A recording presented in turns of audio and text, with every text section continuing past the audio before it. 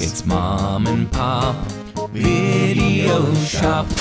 All right, so I'm just jumping here real quick, right in the middle of things. I hope you enjoyed that. Our discussions of Monsters Attack magazine. And now, without any further ado, on the Retro Sleepover, we're going to get into conversation about a, in my opinion, woefully underseen and underappreciated kind of Buffy, kind of X-Files, kind of some other stuff.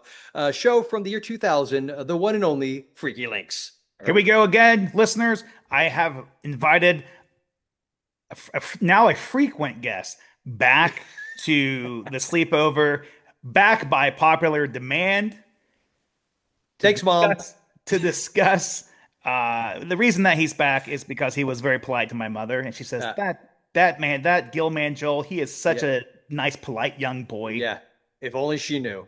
So welcome back to the sleepover, Gilman Joel Robertson, the only other person I know who actually watched FreakyLinks in the year 2000, other than my former roommate, who was in the room with me when we watched. So, yeah. Joel, let me ask you this. So what was your first, you watched it first air, right? On Fox? Yep. So what were your first impressions of FreakyLinks? So I was a Blair Witch fan, though I think at that point, because Blair Witch, I unfortunately have that tendency that, and again, this may be another generational thing, Ron, correct me if I'm wrong, where the inner contrarian kicks in as soon as everybody starts loving the thing. You're like, Blair Witch, fine. But like, because I got to see Blair Witch at the Enzian before it went wide release in Orlando. So, and since the guys that were behind it were, several of them had gone to UCF. So I don't know if that was the reason why they showed it. That was like one of the first places they showed it. So we got to see it there before everybody else. I'm like, oh, this movie's so great. And then I still thought it was good, but then over time it became one of those, like, everybody, wouldn't shut up about it, and it got annoying. I went through a window like that with Tarantino as well. I now since love Tarantino, but I was like, I used to get annoyed at how everybody wanted to make I'm going to make my Pulp Fiction. Okay, fine, then do that. Anyway, I remember, so here's what's funny. The only episode I really remember about this is the first one. Okay. I'm pretty confident so in 2000, it was the fall of 2000, my wife and I had just moved into an apartment in Lakeland. Wow, you had a wife by 2000? Dude, I had a wife by 1996. Wow. I married my high school sweetheart, and she, for some reason, still puts up with my sorry ass. Wow, so go yeah. big. So that's why you have that cool room that you're in. She's just let's go to that room. Yeah. She's like, if I let him make a room like that, he'll just leave.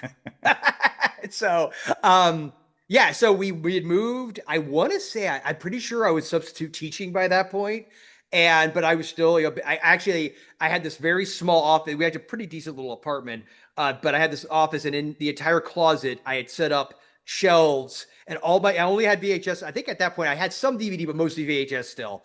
And I had labeled all of them as if it was like a video store, even at that point. So, so I remember, I'm pretty sure I recorded it too on VHS, and I watched it night of. And it's so funny because I remember it, and I don't remember hating it. I definitely know I didn't hate it, but I also weirdly, you just don't remember if something hit you. Like Buffy, I know I loved. Right, I just knew I loved it. There's certain shows where you just, that show I freaking loved. FreakyLinks is weirdly I'm really glad I had a chance to revisit a few episodes, because that first episode, rewatching it, it's a little uneven. I don't know how down the rabbit hole you want to go with that stuff. But as it progressed, I actually want to say maybe in the second episode, I really liked it. Revisiting it, even though the quality sucks because we don't get we don't actually have a good release of this thing.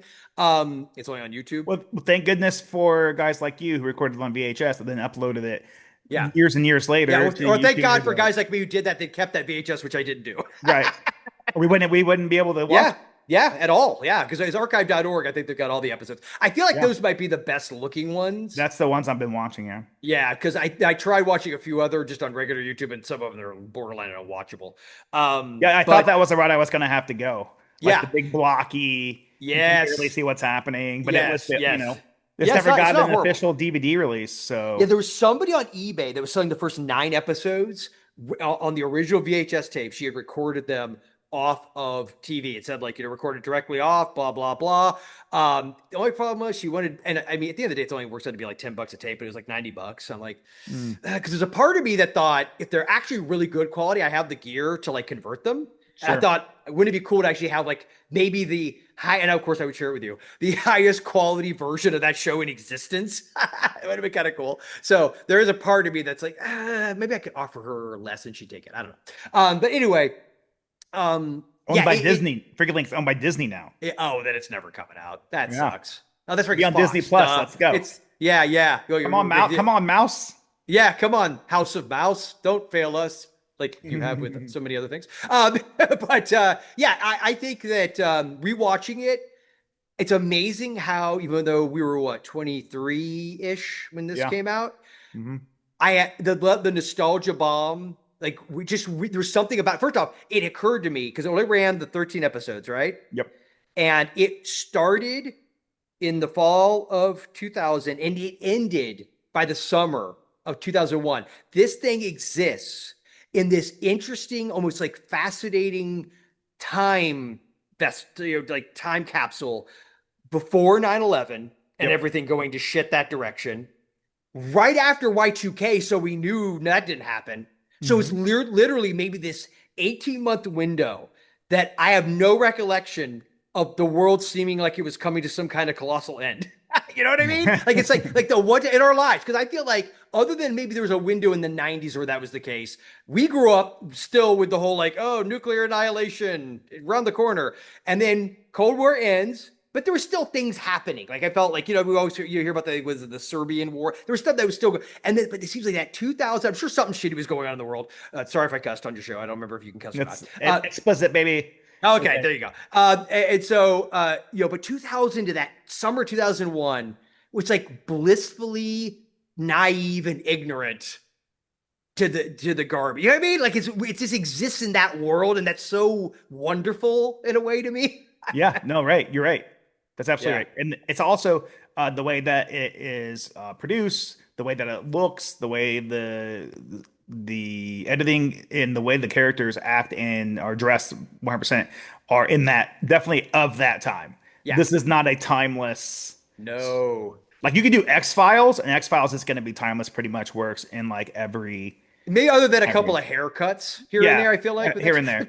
But then you say, that guy has a bad haircut.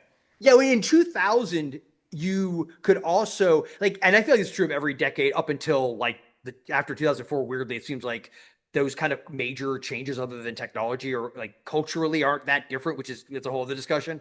But the late 70s bleed into the early 80s, right? Yep. If you look at something from 81, it has a 70s vibe. You look at something from 1991 or 90, it still's got an late 80s vibe, right? And same thing with 2000. That look of FreakyLinks to me is very late 90s. You know what I mean? Oh, yes, it still absolutely. has it. Yeah. Yep. Yeah. And there's always something that comes along in the early part of the new decade that kills that. Like for the 90s, it was Nirvana. For the 80s, I would say new wave. It's usually a fad, a musical thing. In the 2000s, it's probably that the rise of reality TV, honestly, is probably what changed that. But even Ethan Embry, who is the main character on this show, I love him. Big 90s star, by the way. Yes, he was. He has done some good things since then, but no. Devil's Candy, which I'm assuming you've seen. Yes, yeah. I didn't see that until like a few years ago. Did you know that was him? I didn't at first. Well, I think I'm rephrased. When I went into it, yes. When I first saw the trailer for it, I had no idea like when it first dropped. And I don't even remember why I never saw it. It's one of those that slipped by, never got to see it. And then I remember everybody talking about it. I was like, oh yeah, I should watch that. I don't know what wild hair got up my ass. We finally watched it. Oh my God. He was fantastic. It was a great movie. He was. Great movie. Yeah. But we're used to, at that point in time in 2000, we're used to him as he is in FreakyLinks. Like this. Can't hardly wait. Another movie I love. That Thing You Do, another movie I love. Empire Records. Yeah, Empire Records. Where he plays that character, that same character that he pretty much plays in FreakyLinks. Yes. And even in an interview I read with him recently, talking about FreakyLinks, he says, I look like a doofus, but that was kind of like just what the look was at the time. And it's absolutely correct. Yeah. That was the look at the time. And this was supposed to be a replacement for X-Files. right? This is, another like kind of monster of the week sort of show, but we got the Yeah. Blair Witch guys and they're marketing geniuses and they Yeah. have this huge hit and they're going to create this huge monumental X-Files like TV show. Didn't quite work out that way. Yeah. This, do you think this would be a worthy follow-up to X-Files even if it got 2 or 3 seasons? Probably not. Based purely on just and I think it was David S. Goyer was one of the Tone. Yeah, Tone-wise, it's not. No, it's like, you know what it is? It's like, and I like this. There's too much humor in it. Like, Yeah. you know what I mean? For X-Files was way more, other than, they had a few X-Files episodes that were meant to be funny, but by and large, X-Files was pretty deadly serious. And I feel like this was a interesting, it could have become its own, if they'd been given more of a chance, I feel like it could have been this cool hybrid of X-Files and Buffy. Like, I think Yeah. it could have been a cool, because Buffy had more of a Buffy vibe to me than X-Files, honestly. With just the Scooby Gang sort Sure. of vibe, the humor. Just, there was something about it, and even the way they spoke to each other. Well, and X-Files kind of paved the way for shows like Buffy too. Yeah, That yeah, sure. episodic, Yeah, good dark, point. Yeah, dark, yeah. yeah. A monster of the week kind of thing. Yeah. And so, yeah, I agree with you. I think it would not have been, I get the logic that they were playing with at the time. Like, oh, let's make this for the younger crowd. So that's nothing new in Hollywood. That's what they always do, right? Like, oh, we're going to force this thing upon, like, why don't we just make something good? And then the audience would be there.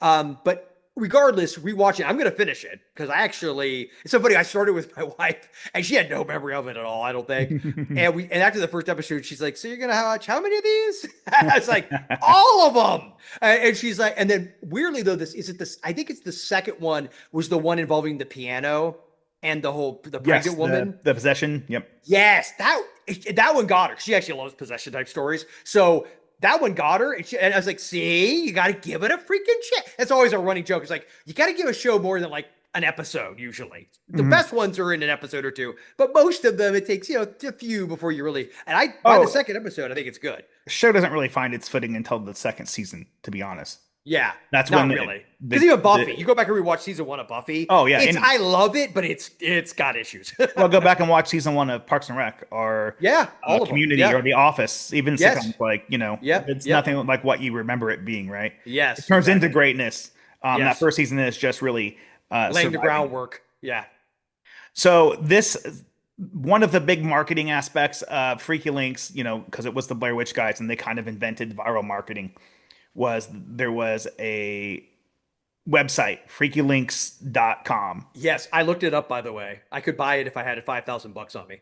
Right, and there's like you can't even on the Wayback Machine, like there's no, you can see like really you can see like the upload page, and that's it. You can't go any further than that. Interesting. So they got the CIA to do them a solid and cut them out of the Wayback Machine. Son of a bitch. The FreakyLinks are not involved with the Epstein files at all. We can neither confirm nor deny. Did you ever go to the website? Did you ever check that out? I'm sure I had to have, dude. Because me and my roommate were all over it. Yeah, I feel like I had to have. There's just no way that would have been a thing that I wouldn't have checked. Because I remember doing when Blair Witch stuff was on in '99, and they had some stuff online about it, and they were trying to make it seem like it really happened and all that. No, because I think I didn't either. Because one, that just, it seems stupid to me that would even be a thing. But secondly, I think if memories, they're going to address it theatrically. These people died on camera. They're going to exactly. That did not smack true to me. And I was pretty gullible. I can be very gullible, but I feel like it was that combined with, since I had seen it I saw it early, and I think I can't even remember if I maybe at that point I don't think Gory had come. Somebody. I feel like I read with the filmmakers where they had talked about, and maybe there was even something like for the movie, for all I remember, it's been freaking 20 some odd years ago, that there was something that totally gave away how they did it. You know what I mean? That it wasn't. But I remember getting in debates with people over it. They're like, "Oh no, dude, it really happened." I'm like, "No, it didn't." Well, you wouldn't have that problem with FreakyLinks. My memory was that this was all found footage. Okay. Then when I started watching it again, obviously from the beginning, It's not. It's barely any found footage per. I mean, there's a little bit per episode. And I love. And by the way, and as a fellow SOV fan, I loved it. Like weirdly, even with these garbage VHS rips, it fits. Like it fits. I always think it would have been better had the whole show been shot on VHS. Dude, that's what I'm going for. I'm like, make the whole thing found footage. The best parts of the show are the parts where they have the camera in their hands. That opening, dude. By the way, where they compare the little guy, they called him it's so funny, again, like contextually the pop culture at the time. They make the Trump reference about the little guy who's like he's like their Belloc. Remember? Oh, yeah. He's like, I don't know if he comes back. I'm only like 4 episodes in, so I don't know if he comes back into the game. But I felt like that was a lost opportunity. They could have totally like had him be this guy that they're constantly having to like get stuff from. But it's Dennis Christopher, right? Oh no, okay. Now I'm not talking about that guy. I'm talking about, remember when they go to get that? Oh, by the way, also love that. In my mind, it's only 25 freaking years ago. But how that idea, like, oh, you couldn't do that today. Yes, you could, unless you're a corporation and you were scared of everything. But this was the Fox Network. And this, of course, by the 2000s, I feel like Fox Network was pretty big. Like, they're not like 1988 or 1990 Fox. They're bigger, right? They're much. Yeah, they're in no position that they're gonna go out there like they were like in the late 80s. Yeah, exactly. Like without married children, they're gone. Yeah, exactly. So but it's funny. I don't know if you caught that first episode. They were hunting for the head of the Seminole Indian chief, Osceola. Yep. And like literally they have it like in a bag. And I just thought to myself, and again, you could choose to ignore jackasses on Twitter that get upset about everything. I just thought to myself, I wonder how that would fly. But the guy, there's a moment when they're shooting it on like mini DV or whatever, and the eyes of that thing open. Dude, that looked creepy as hell. Like that was legit. I was like, oh God, like the way they did it. It was a simple effect. Obviously, the guy's head is up inside of a table or something, but it's just the way his eyes open. And it was so subtle because like nobody's standing around the head and they're supposed to be hiding. It's very subtle. It was a really it's like that. It's like one of the shows where there's little moments of like, oh yeah, okay, I can see the potential. Okay, yeah, that's cool. That could have been really, really something. But yeah, then I guess Fox Network completely screwed it up. Well, it was originally going to be a much darker, brooding sort of a show, like almost like a Buffy the Vampire Slayer, probably with some humor in it and some found footage in it. But then Fox stepped in and was like, no, we need to lighten this up. We want to appeal to a younger audience, so we want more jokes. We want Ethan Embry to act goofy. That's what he does best. And and usually I'm okay with comedy and horror. Like normally it doesn't bother me, but in this aspect, like you're right. Like there's a little bit too much comedy that you can't take. Like there's so many like serious situations that they get into where their lives are in danger. Yeah, and they're just like goofy surfer guys. Yeah, which doesn't fit the tone they're trying to go for in the show. I don't think. Yeah, and I think what it was, it was a little uneven. I think that's the problem. It felt like there were moments where, like to your point, there is this seriousness to it, but then they end up going and like especially the Ethan Embry character. But here's the thing about it. I will say this. Tell me if my analogy works for you. Okay. I feel like Ethan Embry is to late stage Gen X hood, as Anthony Michael Hall is to the earlier Gen Xers. Like, so I feel like Anthony Michael Hall is like the iconic, nerdy, geeky guy in his prime for like my cousin who was born in 70. You know what I mean? Like that, because he was in high school around that late 80s, So like and Ethan Embry, who I'm pretty sure actually might be the exact same age as we are, was like close, if not. You know what I mean? Like he became that kind of figure in a lot of those movies in that latter part of the 90s. You know what I mean? Like I would say a little bit dorkier. You think even dorkier than Anthony Michael Hall? Like a little dorkier and goofier than Anthony Michael Hall. Yeah. Even Weird Science Anthony Michael Hall? But I think that's just because of the time period. Yeah, like the cultural zeitgeist, the vibe. Yeah. Because in the late when Ethan Embry's coming up, we have stuff like American Pie is huge, right? That's true. There's something about Mary Fairley Brothers big in the movies. You're right. Yeah, you got to consider all that context too, because all that's going on. Oh, it's a societal thing for sure. Like you want what's going to bring viewers, and that's what Fox thought was going to bring viewers. Even though this was meant to be a replacement for the X-Files, which totally was as serious as it got. Yeah, and did the X-Files end up going on for like another? Because it went 11 seasons, so this would have only been like the 7th or 8th season of X-Files. So it went on for several more seasons. I guess their theory being is that had this got traction, maybe they would, who knows, maybe they'd have tried in X-Files earlier, which you can debate whether that would have been a good idea. But then, as corporate structures are, they didn't give it time to get traction. My favorite episode of this, the 13 episodes that we have, the one that I think worked the best was actually the 4th episode, and I can't remember the name of it, unfortunately. Is that the Koala whatever one? The one where they go... Yes, the Kalenkinth this. Yes, that one, yes. That was the one that was seared in my head. Whenever I think of the show, that's the one that pops into my head, the one I remembered.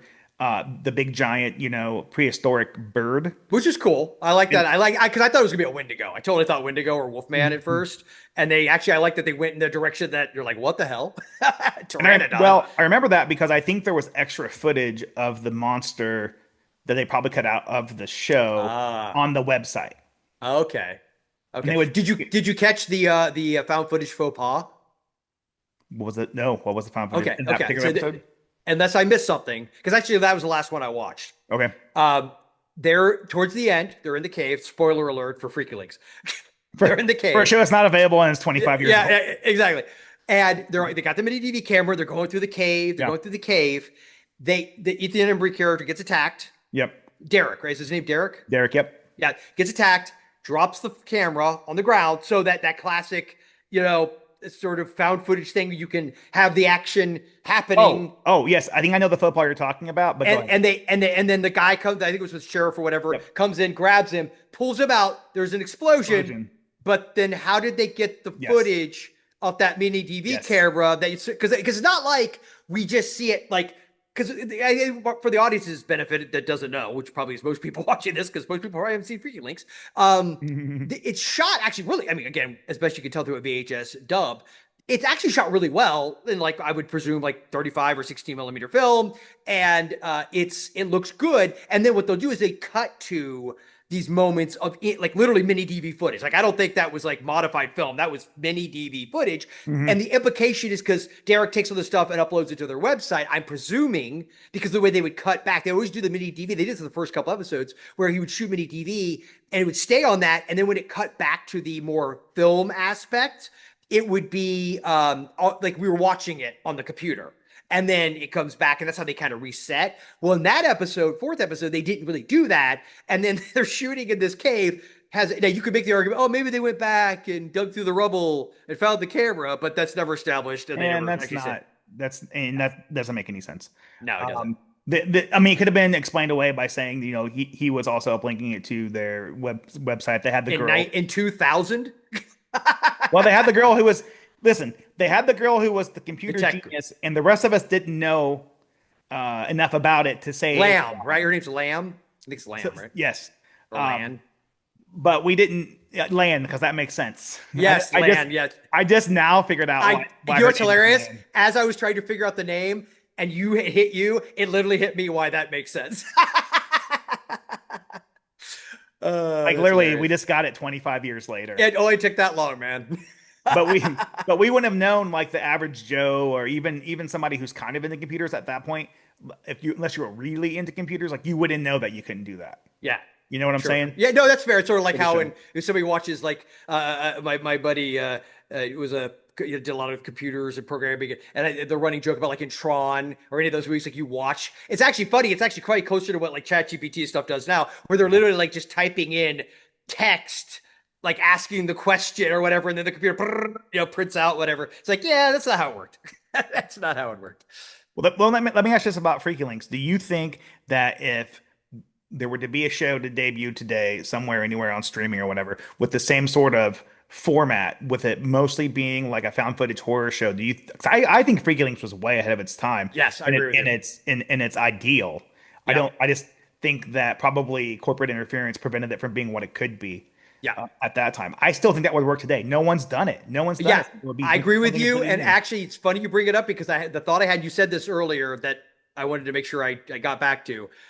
I had the thought, I think like you, where you said it would have been better for you if the whole thing had been found footage. Yeah. And how about this? What if you reboot FreakyLinks, but you shoot the entire show, and there's none of this nice looking footage at any point, and it's all found footage.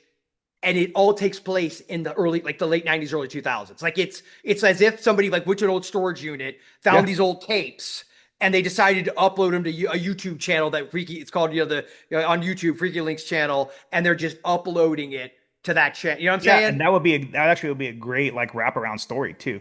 That'd be freaking awesome. Like I inherited this storage unit from my weird uncle. Yeah. And here's what I found in it. And then you could to keep it so you could have some more modern stuff in it, maybe even bring Ethan Embry back. You could do it almost like a pseudo mockumentary type thing where they end up tracking down Derek and maybe the other people, and they're interviewing. And you could I don't know. I would watch that shit in a heartbeat. Listen, Fox, Disney, we work for cheap. Hey, we are cheap whores. And Joel's only an hour away from you. That's right. Wait, no, I'm not. I mean, no, never mind. I'm in the swamp. He's living with alligators. That's right. So there's this.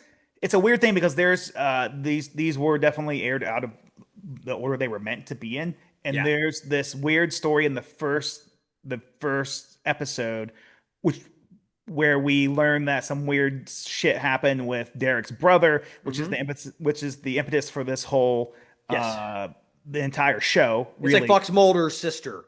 Yeah. Right. Yeah. So it's the what's it called? The what's that called in literary? Oh, like a MacGuffin. To keep the plot going. But then weirdly, I don't think again, I'm only up to episode 4, but as of episode 4, they haven't revisited it. They go back to it, but it takes a long time. Yeah. They mention his brother. I think the woman character, which I can't remember her name. His ex-girlfriend. Yeah, the brother's ex-girlfriend, who, by the way, sad note, dude, did you see she passed away? Yeah, she had some issues. Yeah, dude, some substance issues. Yeah, I was looking up all the cast. I was like, oh, I've seen them. I did too, to see if they were in anything. Yeah, it sucks. So R.I.P. Lisa Sheridan. Yes, indeed. But they don't go back to that story quick enough or often enough. Yeah. Like with X-Files, right? We always had that looming background. Yes. Of Mulder's sister. Yeah, tied into the aliens. Yeah. Like in Buffy, even in the most unrelated episodes, you usually get like a little touch of something that's significant for the season to the season bad guy, or for continuity in the whole. Yeah. Like for example, we're on a tangent here for a second, but for example, even the throwaway episode with the sex robot, right? The tag on that is, Buffy's mom died in the last minute. Spoiler alert. So you can't devastating. You can't miss that. You can't miss that episode. No, you can't. And I think to your point that's another maybe mistake. And who knows? I don't know. I doubt it was. I'm gonna totally just give a good faith assumption here to the creative team behind FreakyLinks. It wasn't their fault. It was interference. But ultimately, according to my little chat with Eduardo Sanchez, which I was telling my listeners about earlier, it's totally the Fox's fault. It's no doubt executives, man. They always do this crap. I mean, the notes that they'll give people are just absurd. But the point is, I think that cohesive arc that kind of stuff does, like Mulder's sister, or even the first season or so of Buffy, like going back to like the whole her background from like where she came from, and she's got like these sort of skeletons in her closet. It gives, even if you don't over focus on those episode to episode, it just gives that cohesion that makes it feel like a total story and not just one-off. Because I think it's back, like, I love these shows, but going back and watching A-Team or Knight Rider, they were just one-off. I mean, every once in a while you might have something that carries over for a couple episodes, but by and large, other than a running gimmick, situational, not episodic. Exactly. And so I think, even though we had gotten, I think, enough into episodic TV at that point, but thanks to X-Files. Thanks to X-Files. And then we had Buffy at that point, right? So Buffy had been around for a few years. Angel by 2000. When did Angel start? Angel started in 2000, I think. 2000. So it's right. Mm-hmm. So I'm saying, so we're not full into like the Breaking Bad, Sons of Anarchy. Like we're not into that zone yet. But it's still, episodic TV is not like a complete unknown. So, but I think there still may have been that executive mindset to like make it more serialized. That's my guess. I mean, if this was brought together by the story of his brother, like even if in unrelated episodes they little nuggets, like the overall story is I'm trying to find out what happened to my brother. I come across these other little mysteries, these other little monsters on the way. as opposed to every week's. I mean, they come back to it, but it takes a long time. And like Dennis Christopher is a full cast member in every episode. He Yeah. gets a mention at the very beginning, and he's in like a third of the episodes. Yeah, so and I funny, as of the fourth episode, I know that's the first time I noticed it, where I was like, why have we seen Dennis Christopher? Where's Eddie Kasbrak? He hasn't been in this whole thing.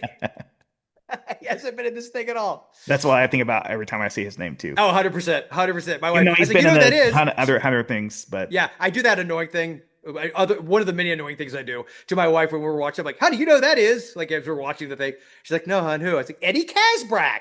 To which I get the stare of like, who the hell? I'm like, it. So one more question, and then we'll start a fire outside. Okay. And we'll throw some things into to see what can explode. Can we use Aquanet and do like a little blowtorch? Oh yeah, we have to do Aquanet. I mean, okay. And then we have to take those keyboard cleaners. You turn them upside down, you can freeze people with them. Oh, that's right. Heck So, yeah. we'll have that battle outside afterwards. Okay, cool. But one more question about FreakyLinks. Overall impressions of the show now, as 25 years later, as an adult who is been in the podcasting industry, the YouTube industry, who's seen all of the horror, who's seen all of the horror TV shows. And we do have a plethora of horror TV shows now, because that's just another way to like drain the IP. It's amazing to me that they haven't done something with this IP, at least like a special DVD release or something like that. I would totally buy that. I would too. Yeah. So you've seen 4 of the 13 episodes, so you're like, a third of the way through almost. Yeah. So just thoughts today, like not the 2000 vibe. Sure. I would say, and I know you know this phrase, I've said it a lot of times, the CND, the cinematic nostalgia disorder kind of thing. Like, I think it's flawed, but again, I could see how as it's progressed, like the characters are all like, at first, a lot of the secondary characters feel kind of generic, like they don't have a lot, but I feel like as it's going on, especially, and again, I don't know, maybe this happens in subsequent episodes, if they got more of like, even like a subplot of something that would have expanded them a little bit, I could see that, because as the actors go, I like them. Like, I like everybody in the show, and I could see. We could probably use an episode for each of them. Yeah. How in Buffy there was like little episodes, there was like exactly episodes. Like that, just so we could get a little bit more connected to them. And who knows? Again, had it gone on, it probably could have done that. And so I guess what it is, I could see the lost potential of it. Yeah. And I could see, and I mean this sincerely, the goofy ass thing I came up with earlier with that. I totally would. I think that would be awesome. Like, to do a found footage thing set in that early 2000s, and cheap. Yeah, it would be so cheap. And also on top of that, and honestly, I would have them with the okay. Obviously, you'd have to recast the main characters, because presumably it would not be this. Although I don't know, it depends on how you wanted to go with it. If you wanted to have Ethan Embry playing the Derek character in 2000, you just would no longer have to be a teenager; you'd have to be an older guy. You'd have to redesign all that. Point being, if you did that, I could see the characters having like that kind of well, they have that Blair Witch too. There's moments where they're acting kind of like typical goofy young people. There's that vibe, but there's always just under the surface that weirdness. And so anyway, we also need them not to be living in like a house in Southern California that would cost, a few $1 million if you bought it. It's the Friends syndrome, right? Where and it's then, like, how and the then hell be do you like, oh, afford we this? have no money, but we live in this, Yeah. This 300 or this 3,000 square foot home. Yeah, exactly. With very nice furniture. Yeah, that in 2000 would have been millions of dollars, let alone now. Exactly. Yeah. But yeah, I guess what it is, to that point, it's very fantasy. It's a fantasy. And it also exists in a time of weird fantasy, in that I feel like, again, that window of like the fall of 2000 to the summer of 2001 is this weirdly, I'll use the word innocent. No time is perfect, but it's weirdly innocent. Like this, in the way, I mean, there's one episode, it's the fourth one, right? Where they they delve into some, they mention the Civil, what's the one where they mention the Civil War, because this thing comes back. They get all that stuff. They're very this the other thing, by the way, I know it's shocking for people in the modern era to realize there have been diverse casts for quite some time.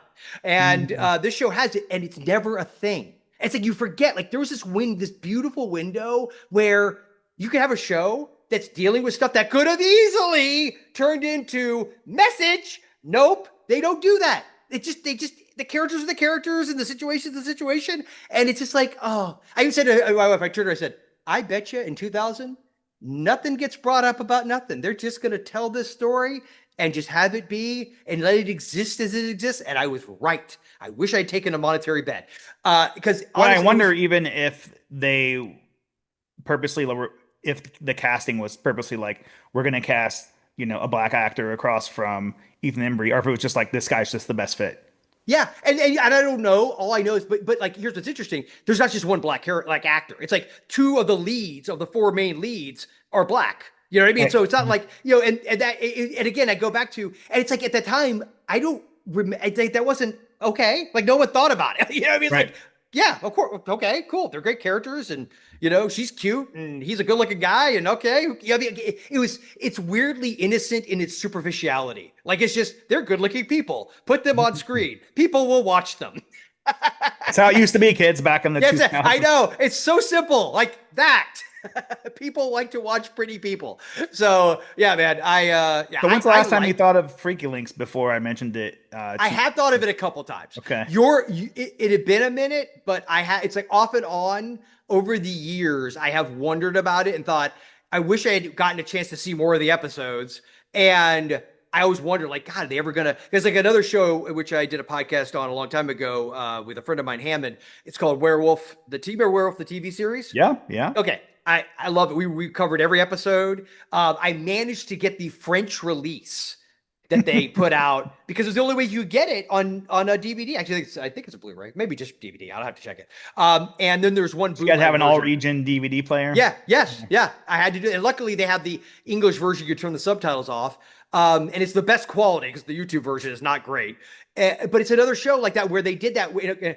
Fox Network again, where they did that thing where it was a cool show. It was going along. It is much more. It's not episodic really at all. I mean, there is that constant arc. I think I take it back. It's better than FreakyLinks when it comes to, the character is constantly trying to get to, cure the curse. That's the driver. Yeah. But ultimately, there's a last handful of episodes where they apparently just threw him out there. They didn't even bother to put him in any kind of order. And so, but yeah, and I think it's a shame. I thought of FreakyLinks. I think actually when we did Werewolf, that was around the time that I remember thinking like, what happened to FreakyLinks? And what happened to Freddy's Nightmares? And what happened to, you remember, was it Haunted or Haunting? Still can't get Freddy's Nightmares on DVD. No, but I can get the VHS of the entire first series from someone that I will send you information about when we're done recording. That actually looks really good. Do you remember the show was with Matthew Fox? It would have been around the same time period. Haunted, I think it was called. Yeah. That's like what season. There's only one episode that I remember where they played Blue Bayou, Linda Ronstadt. The song I'm Gonna Love You for a Long, Long Time. And like it was like the way they did it was so creepy. It's so beautiful. And like that, it's like kind of like with FreakyLinks with you, how you said there's that one episode that's always stuck with you. But that's another show, just gone. One season, done and gone. And there's only one season, they never bother putting anything out. They never give you, it sucks. Not even on a streaming. No, it sucks. Come on, Tubi. All right, Joel, where can the listeners of Retro Sleepover find your work? I know you're with me. You're one of the horror Avengers over on Jay of the Dead's new horror movie. So you can find Joel over there. Yes, indeed. Obviously, Mom and Pop Video Shop. On YouTube. Which, if you're watching this, thank you, and go check out Retro Sleepover with Ron. And if you're listening to this, go check out Mom and Pop's Video Shop on YouTube and subscribe. Yes, indeed. I'm a subscriber. Well, thank you, sir. We're close, man. Just as of this recording, and now that I'm sure once this goes out, the numbers will drop precipitously. We are just. What are you trying to say? What are you trying to say about my face? No. What I mean is, whenever anybody does the whole like we're so close to 1,000, that's when 30 people say, "Screw you, man!" I'm out of here. Yeah, let's see if we can screw it up. But we're a little less than 100 away from 1,000. We're almost to 1,000 subscribers, which is, kind of a cool little. And for my listeners, I mean, Mom and Pop Video Shop reviews a lot of like old movies, not just horror, also comedy, and about any genre that they have. So yeah, and the only rule that Tyson and I have set for ourselves for the reviews are they have to be something we can have on physical media. Yep. So it has to be a VHS, DVD, Blu-ray, or Laserdisc, or some variation. Yeah, that's because we usually present that as part of the review. So Mom and Pop Video Shop, Jay of the Dead's new horror movies, and Terror on the Tube, which is also on Mom and Pop's. Pretty much everything I do is on the channel, so go check that out. So just go subscribe, and you will get all of it. There you go. At a great price of absolutely free. Yeah, absolutely free. For now, we're gonna go outside and set things on fire. Amen.